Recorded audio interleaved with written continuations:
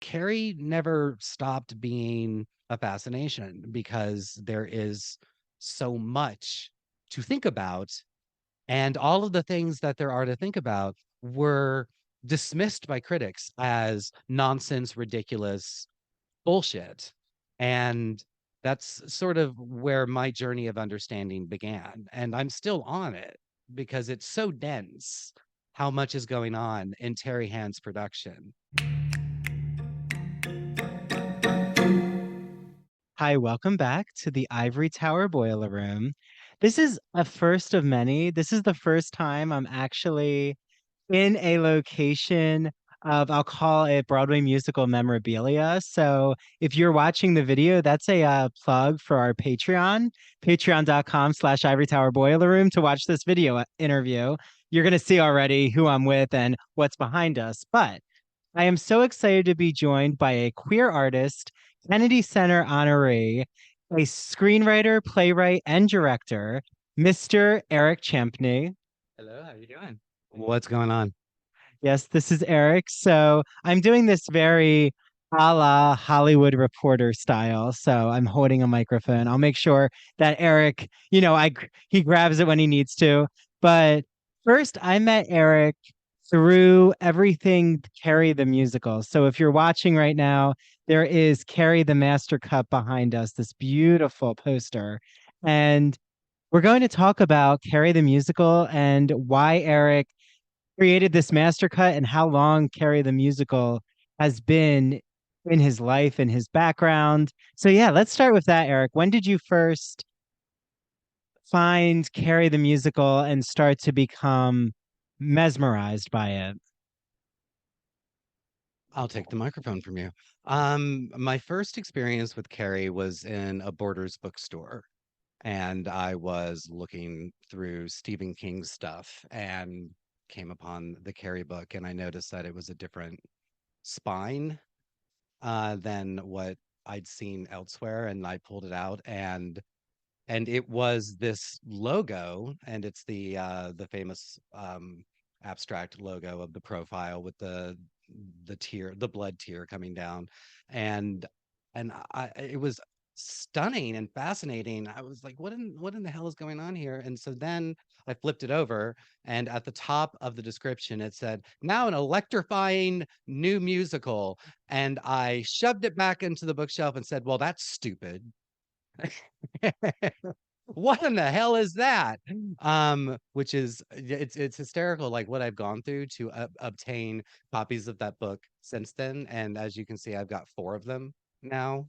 Um, and then there used to be a shop across the street from the Majestic Theater here in New York, and it was called Actors Heritage. There's a shop still there now that maintains the spirit of it, but Actors Heritage was kind of this grubby, um, rundown, kind of like secret place. It felt like you were sort of on the inside track if you were in there, and they had this collection of window cards that were of shows that I'd never heard of. There was one for Raggedy Ann, and there was one for Carrie.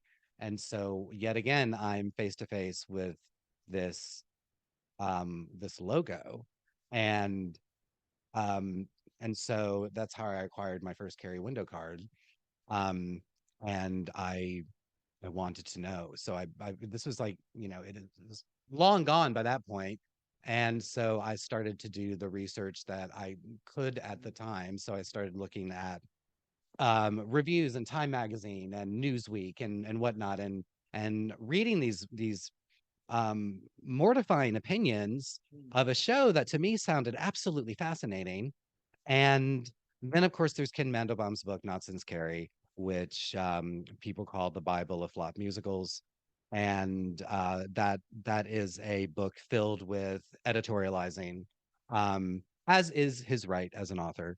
But what he described in the prologue of the book was what occurred on stage during the first preview of Carrie. And he's describing it often in a way that's disparaging, compliments for moments here and there, but for the most part, it was a what in the hell is going on? And of course, and there were photographs, and I'm looking at the photographs, I'm reading the description, and regardless of his opinion of them, I was entranced, and I had to know more. And in college, I was given my first bootleg by a professor, and it's the audience recording of the final performance. So when the overture starts and the audience is plunged into darkness, you can hear the guy saying, "Is this how it always starts with the lights off?" And so I'm listening to this recording from the audience of what's happening on the stage, and I'm just somehow able to understand what the hell is being sung and said and all of that. And so my theater department really got on board with this obsession. And so the chair of the department gave me a copy of a tape with the promo clips and a Stratford documentary that nobody else had. I've come to learn that nobody else had this documentary. People have had B-roll from it and whatnot, but the finished complete documentary. And so I just with video, especially because there is extensive footage of Lindsay Haitley and Betty Buckley, and these flashes of Charlotte Dembois, um, and I was absolutely hooked. And so the search began, and this was during an era when finding bootlegs and audios like that was not as simple as a Google search or a download or anything like that. You actually had to work for this stuff. And I'm now friends for a decades long friendship, Robbie Roselle. I stumbled upon his Carrie website. He had I s- I s- I found out about it because Entertainment Weekly had given a little block of it in a page plugging it. And Robbie didn't even know about this. So I went, it was I think it was a GeoCities website, like the old school, like, DIY website. He had MIDI files of some of the musical numbers. Like he really did everything in photographs. He did everything he possibly could at that time to create a thorough Carrie website. And he had a guest book. And I signed it and left my information. And he emailed me, and we began this friendship like over the telephone and whatnot that has lasted all of this time. And it all began through Carrie. Um, and I don't know how I started getting the things that I got. There was this wonderful guy in Oklahoma that I somehow met online, um, and his name is Corey Kite. And I went to Oklahoma, and I brought a stack of VHS tapes and blank cassette tapes, and copied everything he had. And so I literally spent a weekend on this man's living room floor with my VCR that I brought with me and these tapes, and just copying everything that I could. And that's kind of how you did it back then. You really had to work for it. And I drove like 8 hours to do this, and he welcomed me into his home. We found some time to go to the state fair, so there was a bit of a break from it, but for the most part it was just Carrie, Carrie, Carrie, Carrie, Carrie. You couldn't pull me away from it. um and then eventually came the soundboard recording, which like that at that point in time that was like striking gold. And then this the meeting the people along the way, like through the internet, through AOL chat rooms. My friend Christopher Scott in California. He's one of the legacy Carrie people. Um, and I mean that's kind of how I refer to Robbie and Corey and Christopher and myself, is that we go way back to the very early days of all of this, along with some other people that I haven't met yet but know about, like the director of the Stage Manor production, the like the illegal 1999, I think, Stage Door Manor, where they were like, let's just do it, let's just do Carrie. And fortunately for them, the authors came and they were like, cool, you know. And that is me dropping the mic. Okay. But that's kind of how it all began. And Carrie never stopped being a fascination because there is so much to think about. And all of the things that there are to think about were dismissed by critics as nonsense, ridiculous bullshit. And That's sort of where my journey of understanding began. And I'm still on it because it's so dense how much is going on in Terry Hand's production.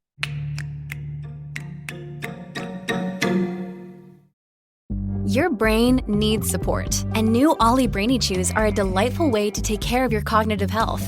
Made with scientifically backed ingredients like Thai ginger, L-theanine, and caffeine, Brainy Chews support healthy brain function and help you find your focus, stay chill, or get energized. Be kind to your mind and get these nootropic chews at ollie.com. That's OLLY.com. These statements have not been evaluated by the Food and Drug Administration. This product is not intended to diagnose, treat, cure, or prevent any disease. Okay, so does everyone know that when I'm not a podcaster, I'm actually writing academic scholarship, teaching in the university, and just doing all my queer male scholarly inquiries and analyses. So I am so excited to be talking about one of my favorite academic publishers, Broadview Press. They are an independent academic publisher. They publish in the humanities. They produce high quality, pedagogically useful books for university and college classrooms. But as you'll soon learn, they also publish for literary enthusiasts and literature lovers. So they're always publishing with an eye towards diversity. There's so many titles from female authors, from writers of color. And for example, in the fall, we had on Ann Stevens on our podcast. So listen to that episode where she talked all about literary theory and criticism. And as you'll hear, she explains why literary theory is not important only to university scholars and to students of literature, but also to those arts and culture lovers out there, which all of you are a part of that community. So she discusses why watching Bridgerton actually requires a certain literary theory. And then we play a Wizard of Oz game where she analyzes the Wizard of Oz from all of these different schools of thought, including psychoanalysis, Marxism, feminist theory, queer theory. So what I love is that Broadview is offering 20% off with the code Ivory Tower. So head on over to their website and you will get 20% off with the code Ivory Tower.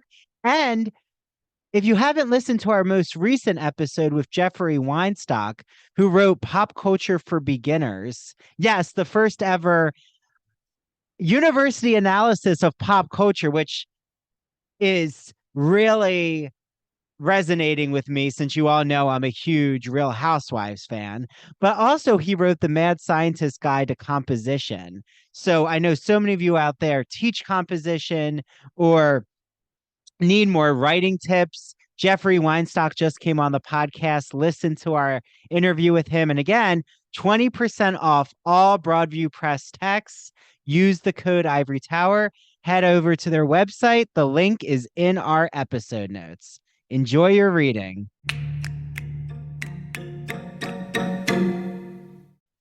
It's so unbelievably intelligent and wise, and the allegories that are being distributed are very powerful and frightening and prescient. Well, and I think too, for those out there who don't know, just because I know there's so many who are aware of Carrie the Musical, but just for the beginners, I think that it's important when you say Terry Hand, you're talking about the Royal Shakespeare Company production of Carrie that premiered in England in Stratford. And I think just to get us all there, I mean, I knew about Carrie from LimeWire, which is maybe when I was in middle school. So we're talking about 2005, six. Carrie somehow ended up, um, on one of those illegal downloading sites. Um, and eventually it starts to be uploaded to YouTube, which I know Erik has a lot to do with the YouTube uploads, which we'll get to. But so Carrie like Eric said, based on the Stephen King novel, then also adapted from the Brian De Palma film, which is important because we have a creator from the Brian De Palma film. The screenwriter writes the book of the Carrie musical, right? Can you remind us who the screenwriter slash then the book writer of the Carrie musical is? Formerly Lawrence D. Cohen, and but his friends call him Larry Cohen.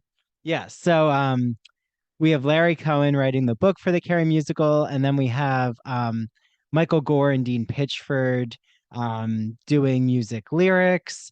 Of fame stature, Oscar-winning team behind Fame. Yeah, so that's important to note. Fame had happened right before Carrie. We also get Debbie Allen doing the choreography, who then she was in the Fame movie. So it's kind of Fame and the Carrie musical go hand in hand in a way with this creative team. So I just want you to lay out our cast, and I'll hold the mic for you. Don't worry, Eric. I'm going to do my reporter job for Carrie the Musical. Let me get my workout with my arms. But so who is our main players of the original 1988 Carrie the Musical cast? Most importantly, Lindsay Haley was Carrie. She was 17, and she actually got the role on her 17th birthday. That's when she got the phone call letting her know that she had won the role. And Betty Buckley um, took over the role in New York. They had originally wanted Betty to do it, but then there was some stuff that I'm not too sure about, so I'm not gonna like pretend like I know things I don't know about. But they weren't able to make that happen, and so they brought in Barbara Cook, and Barbara Cook did it in Stratford, and it was an unhappy match for her. And she bowed out. There were technical issues. I just don't think that she was having a very good time. And it's a very muscular role. It requires a lot. And I don't think that Barbara was in a place in her life where she was comfortable delivering the physicality that would really make the role soar.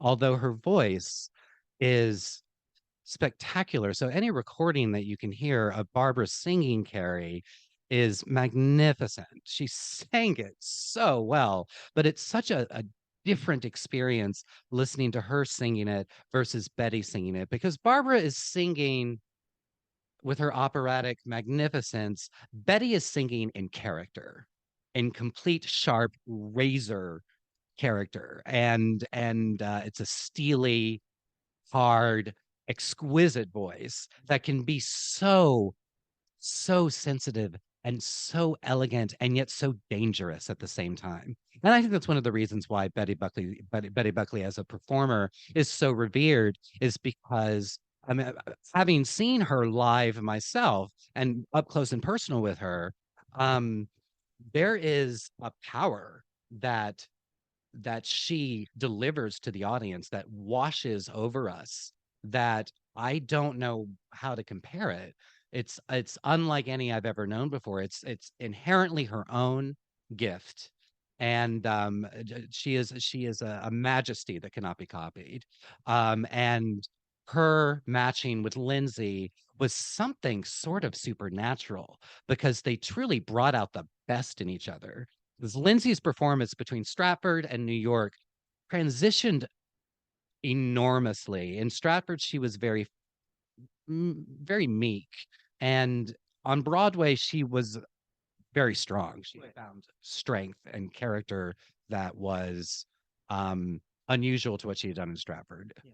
And how long is the transition from Stratford to Broadway? Like, how many months are we talking about when Stratford closes and then a company comes to Broadway? Stratford opened 13th of February in 1988 and ran through March. And then Carrie's first preview was the middle of April. So this is a very quick coming. Quick turnaround. It was a very quick turnaround. And I think that that might have been not the best choice for everyone involved. I think that maybe a breath could have been taken in between the two versions, so that if you are watching my film of it, Carrie the Master Cut on YouTube, just type Carrie the Master Cut or Carrie the Musical because it's up there. It's pretty up there. My presentation of the show is not a presentation of the show that was ever performed. What I did was I called together the what I believe are the best aspects of every version of the show. There were so many in between Stratford and Broadway and previews and performances and whatnot. There is a cast members have said we never perform the same show twice. And if you listen to different audios of previews and it's true. It was always changing. The orchestrations were always changing. Songs were coming and going back again. And so what was there for me to choose from was a smorgasbord of art that really helped me put together what for me personally is the best version of that production possible. And workshops like Erik also, I love that he clips in um the workshop and the rehearsal period. And if you don't know, I taught Carrie at Stony Brook University in a Broadway musical course, and a lot of you are probably listening from that course, so welcome. And we talked all about the adaptation from King, then Brian De Palma to the musical, of just how adaptation works. But something that's always like, maybe to pull back a little, why the Royal Shakespeare Company? Because I think this gets us to the core of the myth that you really bust, which is the whole tragic elements of Carrie and maybe what was going on here with the director's choice coming from the Royal Shakespeare Company. Like, why Carrie the Musical is so experimental and misunderstood that it's seen as this flop, but there's also so much nuance that you're bringing to light with it. So yeah, why Royal Shakespeare Company? What is the director doing that is so innovative that kind of ties into his past work? That is a long answer. You have asked for a very long answer. The director was Terry Hands, who was the artistic director of the Royal Shakespeare Company. And for the creative team to join forces with the Royal Shakespeare Company is to know that what is going to occur is going to be special. It's going to be different, especially in that era, like in the 80s and the 90s. The Royal Shakespeare Company was world renowned for going bananas, for really taking extreme risks with their productions. I've seen Royal Shakespeare Company productions that go way harder than Carrie, way quote weirder than Carrie. That make Carrie look like Phantom of the Opera in comparison, as far as design elements and vision and whatnot. But yes, Carrie was extremely exciting and different. And um, I I can't really speak to the experience of the artists because I was not there. And I don't try to be that. There is a book coming out written by Chris Adams called Out for Blood that's based on an extremely popular podcast that he put out during the pandemic. He and his friend Holly. This is an Out for Blood T-shirt, Keep Calm and Carry On T-shirt. I actually have that in baby blue. Yeah, I've got the exact same shirt in baby blue. Yeah, I'm wearing this shirt for everyone out there. Yeah. So, but shameless plug for Chris's book. Anyone who's interested in the backstage situation and the goings on with that situation should definitely check that out. I believe it's coming out this summer. And you can pre-order it as well, like through Barnes Noble and whatnot. And there you go, Chris. And Chris, we might have you on here in the Ivory Tower Boiler Room. So Erik, Erik is setting the stage of all the behind the scenes in terms of the footage, in terms of how Carrie the Musical actually What it is. What it is. Yes. Look, my interest in Carrie has never particularly been bound to what happened in like what happened, who misunderstood what got uh who fought with who got along with who, et cetera and so forth. Like all that's fun and everything, and that's absolutely a relevant interest to have.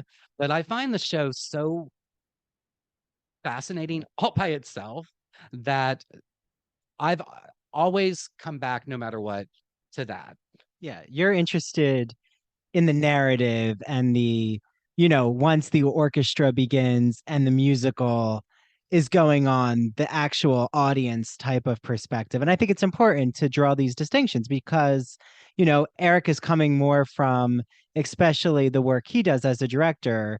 I'm assuming, but what it's like to view Carrie and to pick up, excuse me, to pick apart the numbers. We're going to get into our favorite songs, the scenes, the actual production. And what Chris, and I think it's Holly from Out for Blood, do is more what the cast thought about the experience, what where they hid their microphones and their costumes, and the ongoing revisions, and the Barbara Cook stories, and and all of that is wonderful stuff um for their book. And they did a very successful podcast, and the book is not, I think it's important to know this. I've spoken with Chris about this. The book is not a transcription of the podcast. He's gone deeper into the interviews. He's really elaborating on a lot of things, and I think that it's going to be a very exciting read. I'm certainly going to read it. Um, it's part of the Carrie zeitgeist, and it's important. And Chris has been extremely supportive of the film, and so I want to be supportive of his book, and the podcast is still there to listen to. It's still there out there. So, Yeah, all of this, you can have all of those balls in the air. They're all so different, the types of work you're doing. And I think it's important that we now discuss, okay, so Carrie, Margaret, we have I would say the mother-daughter dynamic is our central dynamic. But we have this two worlds, and I saw Erik on YouTube, you had this amazing comment, kind of critiquing it in a very innovative, important way, critiquing someone who was commenting on the master cut, saying, I've heard this a lot when I was doing work to teach Carrie the Musical and to try to counter my students' own expectations. I will say to all of those who are listening, who are involved in the Carrie Musical production, I know some of you who are in the original cast might be listening. My students thought Carrie the Musical was one of the best musicals that we analyzed the whole semester. thank you. Thank you. Yeah. I'm reminding Erik about the mic. But we then have a critique that I've heard so much, and it is so misunderstanding, in my opinion, the Carrie experimental, how groundbreaking it was, which is here's the high school world, here's Margaret's world with Carrie, and that these two worlds can't meet, and that the music genre is so different. We get the operatic moments of Carrie and Margaret. We get the 80s pop elements, I would say pop rock elements of the high schoolers. But you have this really profound reading of how the world comes together for Carrie. So I would love for you to explain it, Erik, because I think it sheds light on how the worlds are maybe not so distinct from each other.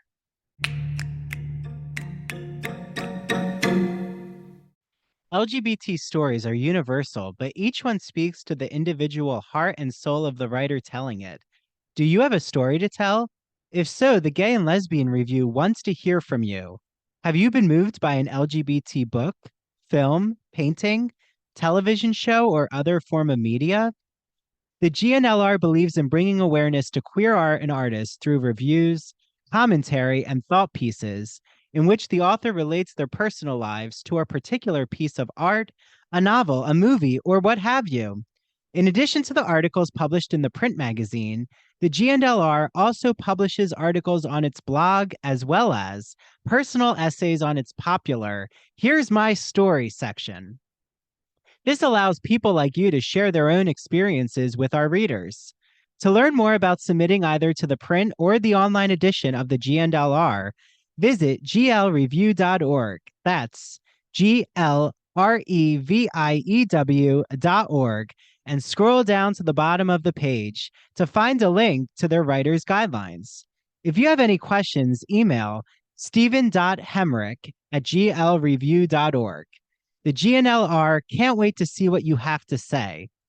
And remember that they're offering an exclusive code with the Ivory Tower Boiler Room. So when you subscribe to the magazine, you'll receive a free copy with any print or digital subscription. So that's 7 issues instead of 6. Again, just visit theglreview.org and click subscribe and enter the promo code ITBR for your free issue. Well, everyone seems to conveniently forget that Brian De Palma's 1976 film, Carrie, is 2 movies. It is 2 movies in parallel with each other that come together at the prom. And those 2 stories share a character, and that's Carrie. But they are 2 entirely different stories. You've got the story of Sue and Tommy and the good people, the good guys, and Chris and Billy, who are the bad guys, and what they are going to do about Carrie. What are they going to do about Carrie? And they both have very different ideas of what that should be. And then you have Carrie at home with her mother, who is abusive and crazy, and it's fair to say that she's abusive and crazy, and we can frame that however we want, but the relationship is extremely strained and frightening, and the horror of Carrie, that film, rests within that relationship, because I don't find Carrie the film to be particularly scary. There are horrifying things in it, but it's not a, "Oh, I'm so scared" situation. It's psychologically wounding to watch. Psychological horror. Yeah, it's upsetting. Um, but but those the world of the it's the experience of how when you don't know what someone's going home to. So you have this whole world that they're a part of, that you see them in that world, and then they go home and you don't know what that is. And for Carrie, it's this bear trap of a relationship with her mother. And um and what is so amazing is that we have that in the musical. We have 2 completely different shows happening in parallel that share a character, and it all comes together at the prom. And when Carrie and Tommy enter the prom, the light design changes. Carrie's presence at the prom turns the room blue and silver, whereas before, when they enter, the kids are doing their fierce choreography. It's this wonderful Debbie Allen extravaganza, and that's absolutely magnificent with spins and kicks and dips and all of that.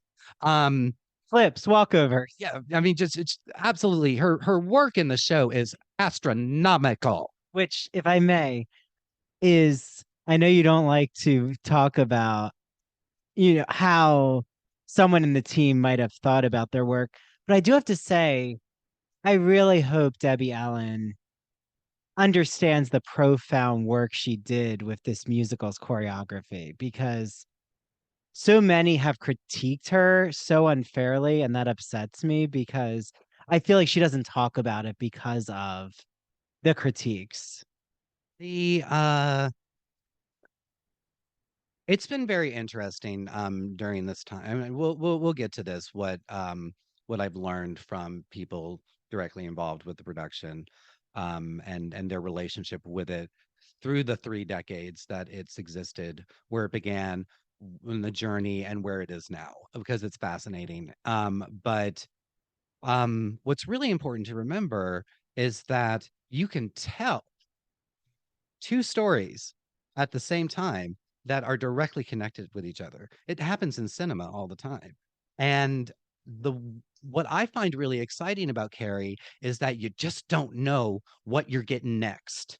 We have this harrowing scene with Carrie and her mother, when Carrie tells her that she's had her first period, her mother recognizes that as a sign of evil to come. And it's this masterful writing, this opera, and Eve was weak, that is terrifying, t- most terrifying musical number in the history of theater. And then we go from that to the high school kids just hanging out and having sex and doing stuff at the drive-in. And then we leave that and we go back into Carrie and Margaret's world, where they're singing this beautiful, heartbreaking duet about how they can't live without each other. And why can't a show do that? Why must everything always be one thing? There's a through line in Carrie. It doesn't take this straight shot road. And I think that's why it's so important. People went into Carrie wanting the movie with songs. They expected the movie with songs, and that's not what they got. And I can understand to an extent being disappointed, perhaps, that you didn't get the movie with songs, because that is kind of what we're doing now all the time on Broadway, with like little twists and turns with the plots to adapt it for the stage. But a lot of these things are essentially the movie with songs. It's not like it's not like anything. And I love some of these shows, don't get me wrong. The script is very, very close to the screenplay. It honors the film completely, and there aren't really any surprises other than, oh, they tried that. There was a little moment here that was really fun that wasn't in the movie. I think Legally Blonde is one of the most successful in adapting a film and making it its own thing. One of my favorites. I think Legally Blonde did such a great job. But I will say, what you do so well in your master cut, Erik. But first, I mean, let's give it up to you, Erik. Like, everyone, round of applause for combining the Stratford, the Broadway productions, like not only just one Broadway audience recording, we have the cast member who I know did like the video recording in the balcony.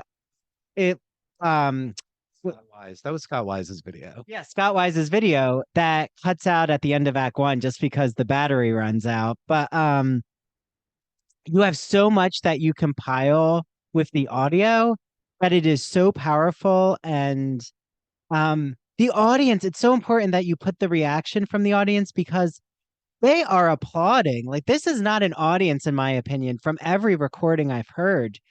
They are enthralled. Like, they're cheering. There's so much enthusiasm.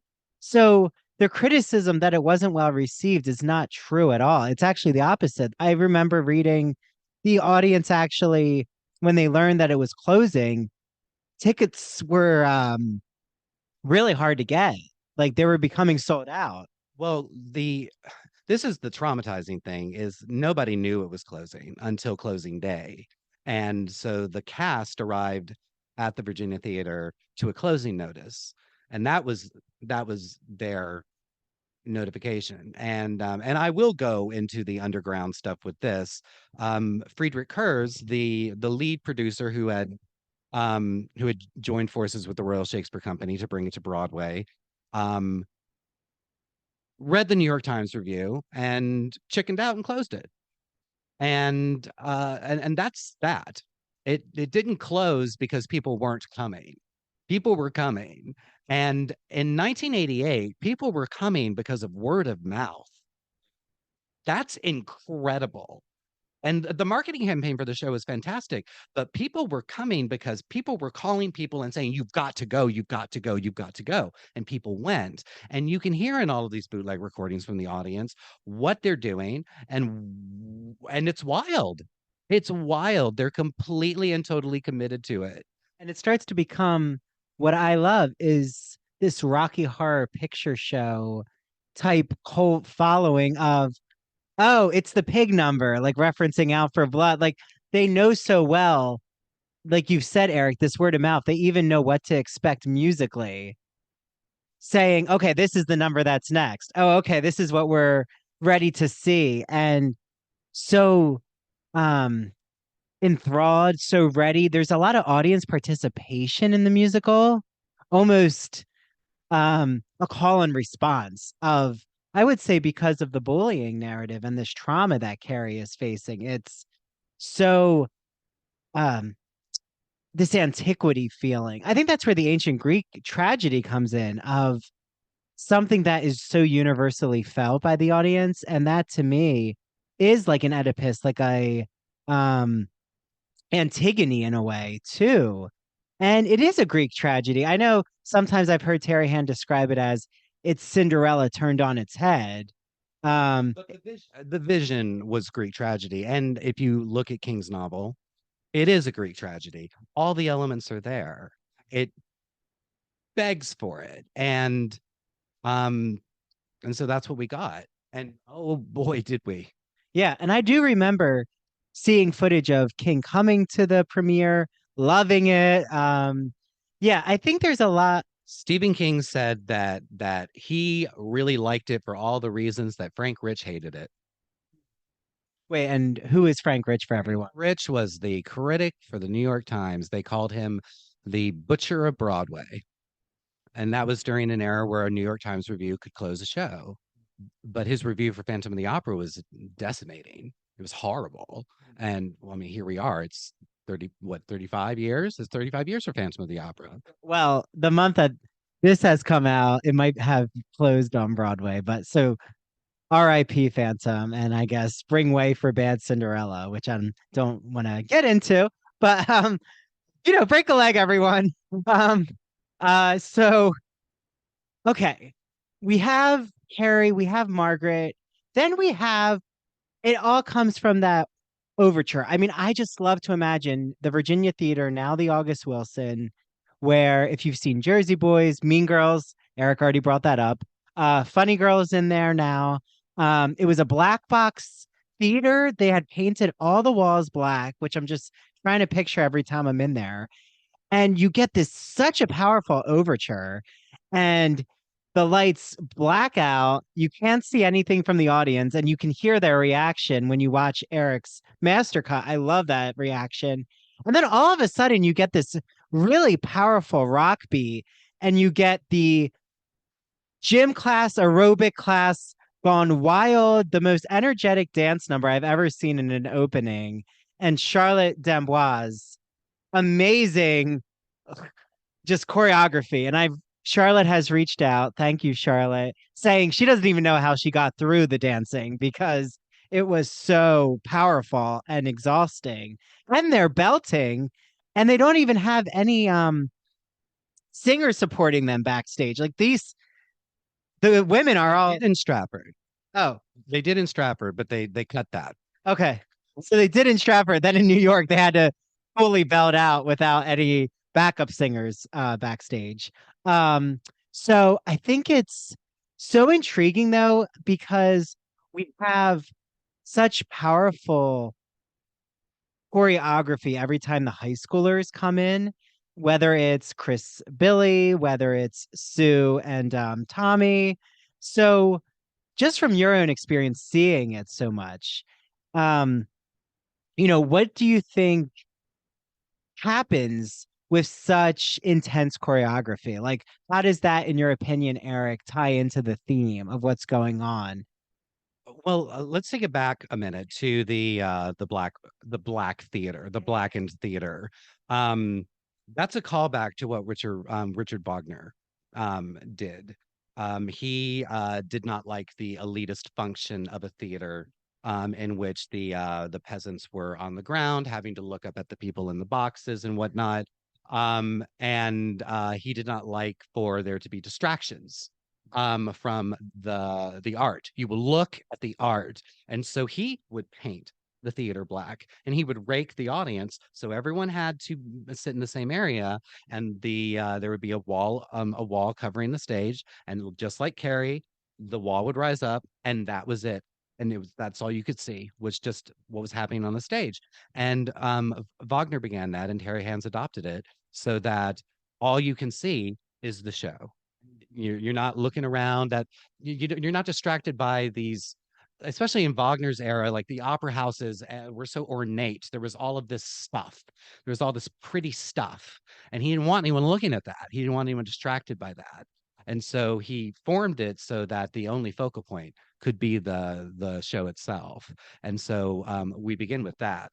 Well, and if I may, also we have to remember in this time we do have Phantom had just had just come out. We had Starlight Express, we had Cats, which Betty, I had just listened to an interview before coming to see Erik with Betty Buckley from 2014. And she talks all about how her task with Cats was you must deliver the blockbuster standing ovation number. And she said, how am I going to deliver the standing ovation number? Like, how do I get into that as a character as Grisabella? So very fascinating. Listen to Betty's interview on that. But there's so much spectacle going on in the scenery in those musicals. I think especially with Phantom, right? The chandelier, and the opera house. So you're right. I think it's important, Erik, for you to tell us that there is a lot happening with black and white with the set. Like the gym scene instantly is this bright white set that just, blinds you if you think about it, because we had just been pitched into blackness. So that's no coincidence. It was on purpose. Yes. The wall goes up and you are just flooded with white. The set is white. The girls are dressed in white, and yes, they are dressed in variations of togas, and none of this was a mistake. And there is no Greece the musical, Greece Athens confusion. There's a clear vision here. Fun myth though, but yeah, it's not a myth that I like, because it makes Carrie Hands sound like a moron. Hey, Ivory Tower Boiler Room listeners and true crime friends. You've heard me gush over this incredible woman and her beautiful products. I'm talking about Mandy Made It. Mandy makes customized and original crochet and pre-cut goods. They are the perfect, unique, one-of-a-kind gift for literally anyone in your life. And she makes incredible home decor. I still have my pumpkins that I put out every fall. I just love them. Check her out on Instagram at MANDEE Made It, or search Mandy Made It on Facebook. To order, just slide into her DMs, and if you mention the Ivory Tower Boiler Room, you will receive a free personalized gift with your first order. So, go on Instagram and look up at Mandy Made It, and Mandy is spelled MANDEE. Again, her handle is at Mandy Made It, Mandy spelled MANDEE, and order today. As a Long Islander, I was so excited when I finally found a med spa that totally matched everything I wanted. I was looking for a good facial place, a good place that had skin products. And guess what? In my hometown now of Port Jeff Village, there is Skin Med Spa. And I'm here with the owner, Lauren, who's going to explain to you all what kinds of services are offered, products that are offered, and why you should come to Skin Med Spa if you're in the Long Island or New York City area. Well, we wanted to open up a place that was offering all holistic, natural treatments that were really providing results driven, where someone could come in maybe struggling with acne and has tried so many different products and they couldn't find what was right for them. So we customize all treatments to really help you dive into your skincare goals, whether it's anti-aging, rejuvenation, like I said, acne, just to help with cellular turnover, focus on building healthy skin.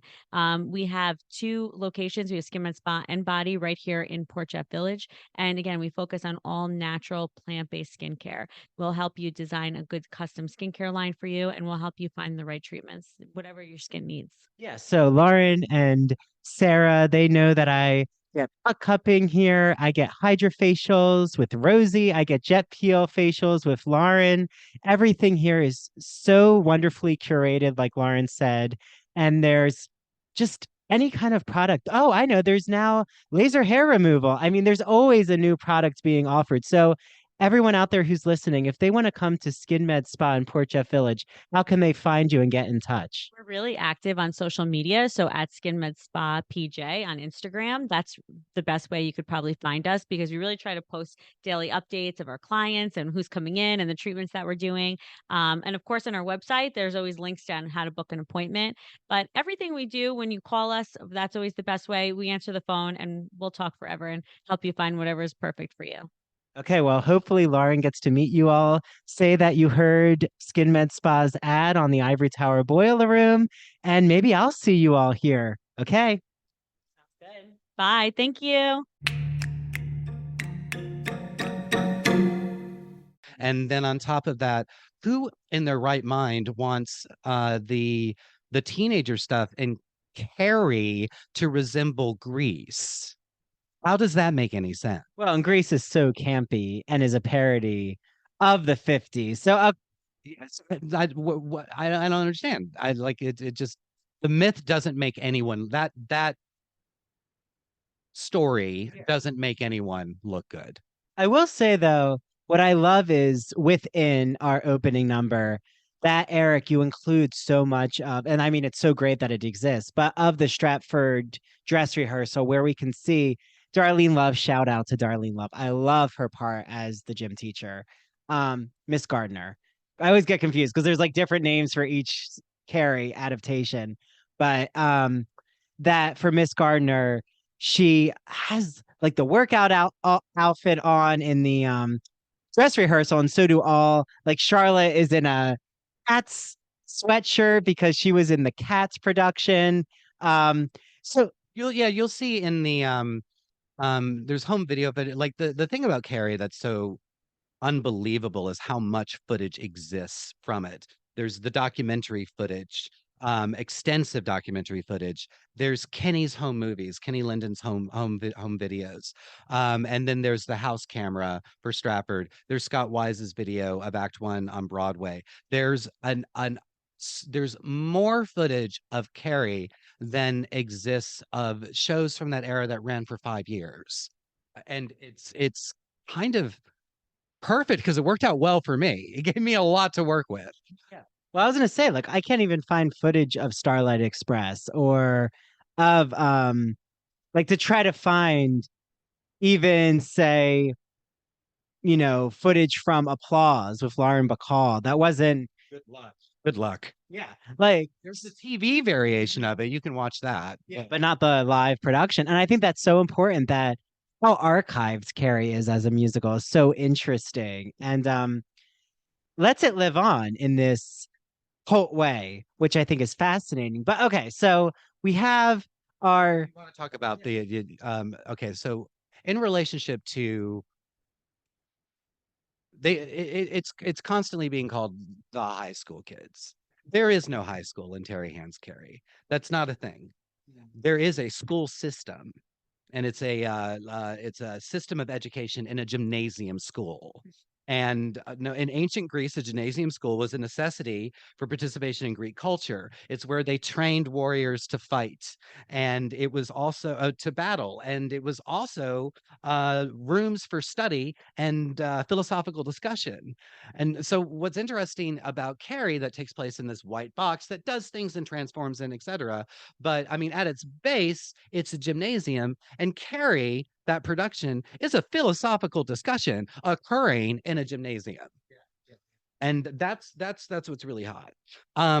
well, and also I love, yeah, gymnasia in the ancient Greek sense. We also have something that is so unique that we have to talk. I know you know so much about it, Erik, and we have to talk about it. Is this is one of the first productions, or I don't know if this has actually ever been done since Carrie, which is we have half a British cast and half a American, but I would say mostly New York.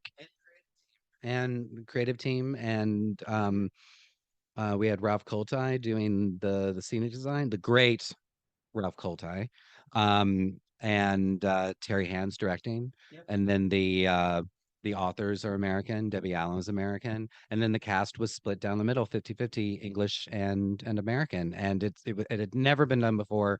I've never heard of that happening again to such an extreme.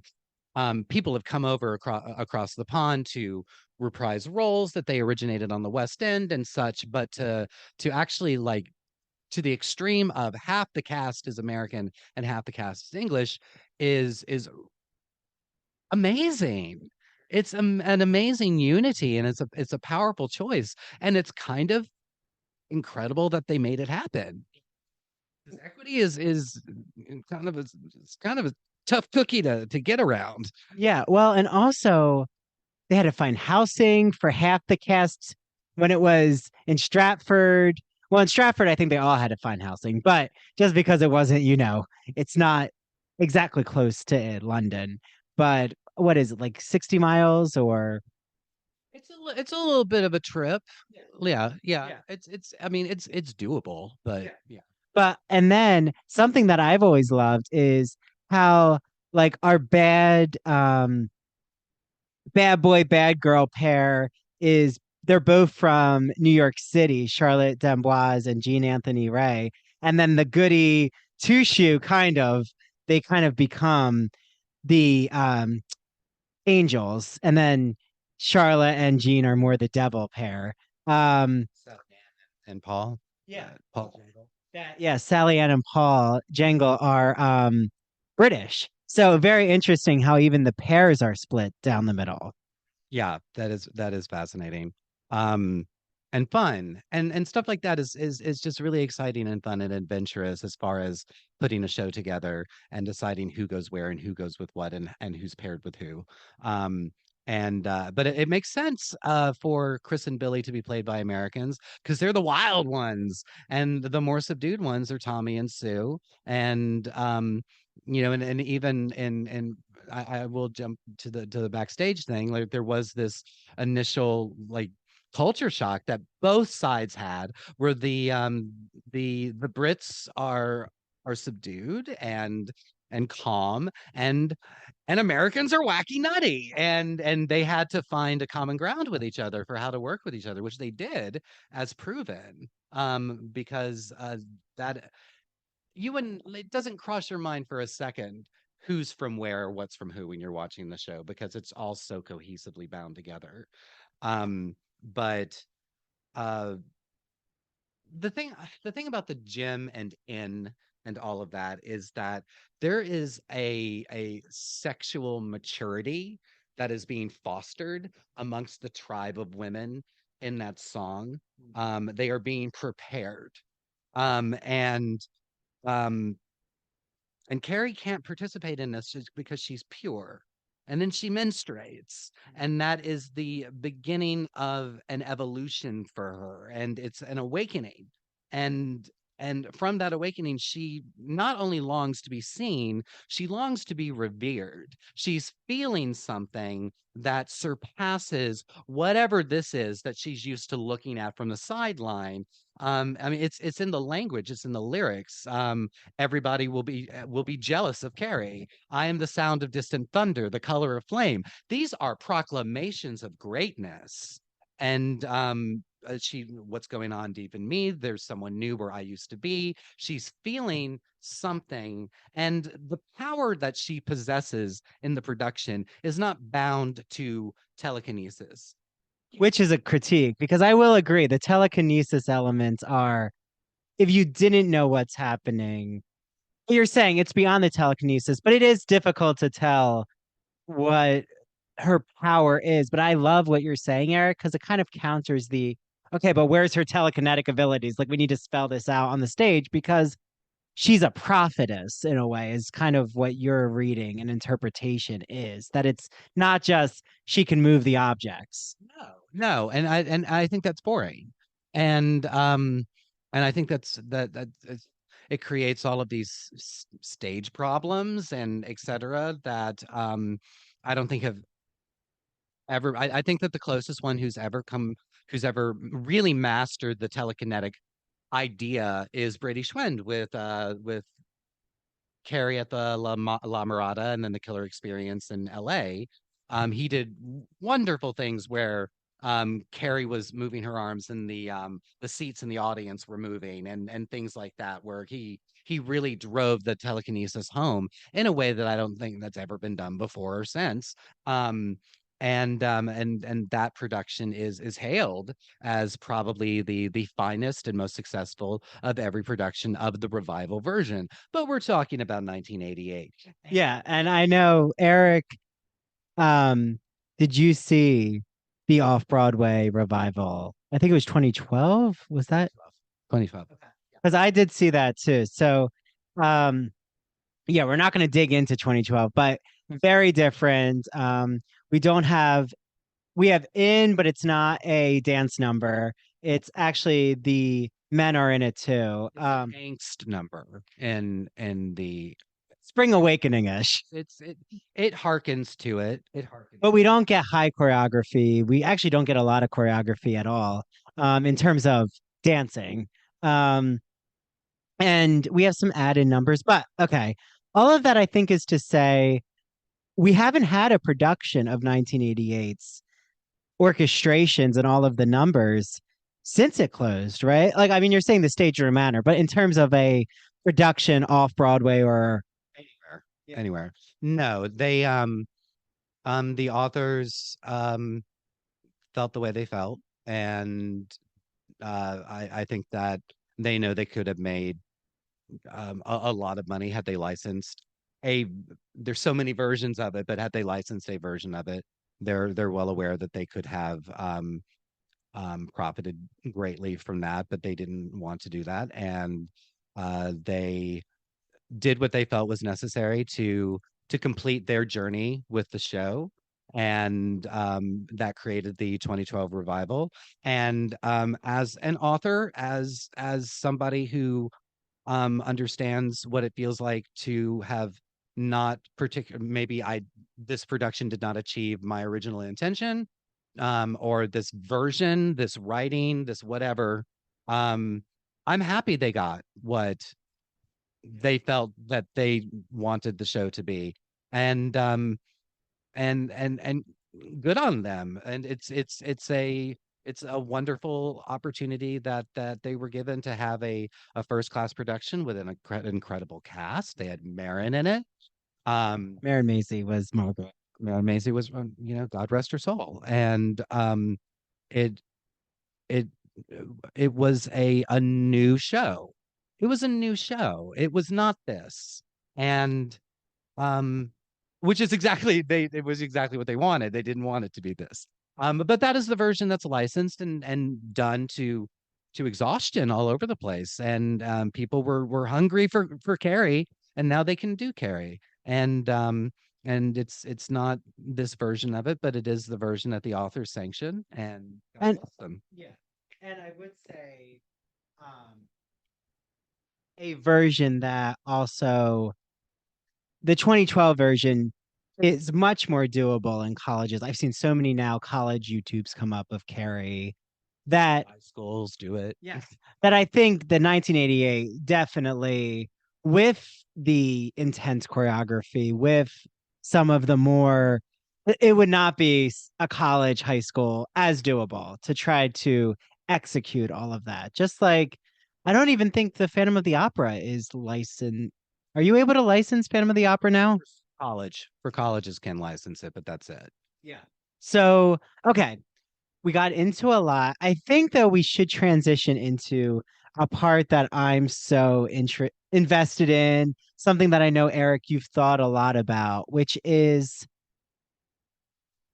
you talk a lot about the backstage, but I kind of want to know what have you learned from the cast? You talk a lot with Lindsay Haitley, um, with I know you've talked to almost every living cast member. No, that's not true. No. But I've talked to several of them, but I haven't had a party with with all of them. But So, but um, but no, I've talked extensively with Lindsay. But I mean, actually, Lindsay and I haven't talked extensively about Carrie, but we have talked about what the master cut means to her. And I don't want to go into too much detail about that because it is personal. But what I have discovered in conversation is that the film has made it possible for people who were involved with that production to let go of a narrative that has haunted it for 34 years. Okay, Eric, but why was the cast so haunted by Carrie the Musical's legacy now 35 years? Because it's been 35 years since Carrie opened in Stratford on that historical day in England, February 13, 1988. You're going to learn all about that because there's a part two. This is only the beginning. And in part two, we talk about the Carrie and her mother dynamic. The abused becomes the abuser. That's Eric's words. How Carrie becomes a queer savior for so many, including myself, who I found my own gay identity in the Carrie musical in middle school on LimeWire. Anyone remember LimeWire? Okay. So there's also a bonus episode, and everyone who joins our Ivory Tower Boiler Room Cafe, that's our Patreon, $5 a month for all bonus episodes of the podcast. You actually are going to get access to part two 2 weeks early right now and have an extra bonus episode. So if you don't want to wait 2 weeks, because who wants to wait? This is really riveting. Head to patreon.com/Ivory Tower Boiler Room. Okay, see you all there, and make sure you have the lights on. Thank you so much for listening to the Ivory Tower Boiler Room. This is Andrew Rimby. I really hope you follow us on social media because that's where you get to see all of the exciting video clips, teasers, and humorous moments. So follow us on TikTok and Instagram at Ivory Tower Boiler Room and on our Twitter at Ivory Boiler Room. I hope you all are following the Ivory Tower Boiler Room Cafe and become a member for only $5. You get all of our interviews and episodes ad-free. You also get to watch the video interviews. You get to see my lovely face and the guest's lovely face. And you get access to all the bonus episodes. So Dr. Jake Newsom talking about the history of the Pink Triangle. Zach Topping talking about being an Army vet and what that meant when he wrote a war novel and a dystopian novel. You get to hear Gregory Maguire's breaking news about the Wicked movie musical, Jesse Green talking about Richard Rodgers and Oscar Hammerstein, and what did Stephen Sondheim actually think about Rodgers and Hammerstein. So head to patreon.com/Ivory Tower Boiler Room. Please, please provide me an iced coffee. I would love it because I need to stay up to do all these edits. So yeah, see you all in the Ivory Tower Boiler Room Cafe. And here is Mary DePippi from True Crime and Academia. Hi, everyone. I am Mary DePippi. As Andrew said, I am the host of True Crime and Academia. True Crime and Academia airs on Fridays at 7:30. Now, to find all things True Crime and Academia, you can follow me on Instagram and TikTok at True Crime and Academia or on Twitter at TC and Academia because, well, they hate it when you have too many characters. Like I said, True Crime and Academia airs on Fridays at 7:30. But if you are a subscriber, you get a bonus episode. That's right, a whole episode just to yourselves that no one else gets to hear. Like, I do a deep dive on the case of JonBenet Ramsey. I deep dive Casey Anthony. We talk about the history of the lobotomy. And most recently, we talked about the Night Stalker himself, Richard Ramirez. So if you want to access all of that extra wonderful content, go to patreon.com/Ivory Tower Boiler Room. And like Andrew said, if you could just please buy us a nice coffee, that would be great. That would be really, really great. It would be great. We appreciate it. We also interact with all of you on Patreon. So ask us your insightful questions. We will answer them for you. And we want to thank our Spring 23 interns, Andrea, Caitlin, Rosie, and Sheila. Thank you so much. And we can't wait to see you all back again in the Ivory Tower Boiler Room. Happy winter, everyone.